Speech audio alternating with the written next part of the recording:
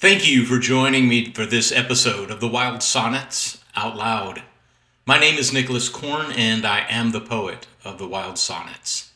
Every week, I select 2 poems from the volumes of the Wild Sonnets, and I read them here. The first selection comes from the second book of Wild Sonnets. It's a poem that tries to reconcile the dichotomy of our understanding ourselves as a single person while experiencing our own evolution over time. With that as an intro, this is Wild Sonnet number 102.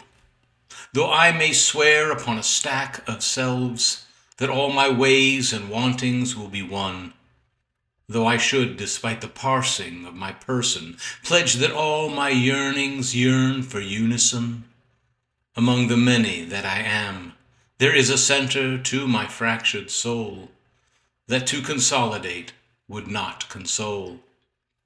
And yet, like the birds that in the autumn fly on a separate and collected wing across the cloud-encumbered sky, my surrenderings in the south they steer to multiply.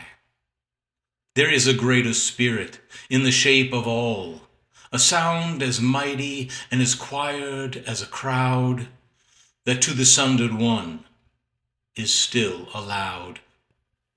And that was Wild Sonnet 102 from the Wild Sonnets Volume 2. The next Wild Sonnet is from the latest book in the series, Volume 6. This is a poem that questions whether we act because of what we already know, or do we learn to know because of our actions?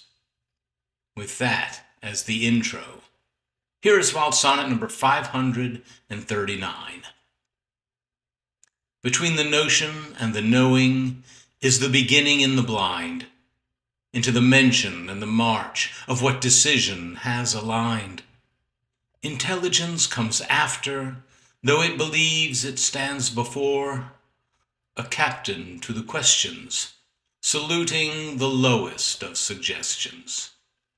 Wisdom is the solitary seed that's planted in the doing. Effort is the shovel that uncovers what will grow. Patience is the labor that will harvest what we know. How many thoughts of mine have fallen till I rotting in the autumn of the field, while a fruited few are all my work will yield. And that was Wild Sonnet 539 from the Wild Sonnets Volume 6. I hope you've enjoyed the 2 Wild Sonnets I've shared in this episode. If you would like to see more selections, or read my interviews with the press, or get the special download collection I've prepared, which includes all 6 books, you will find it all on the Wild Sonnet site at www.wildsonnets.com. And finally, I just want to thank you for watching. I'll be back in a few days to share 2 more poems in the next episode of the Wild Sonnets Out Loud. Until then, stay wild and stay well.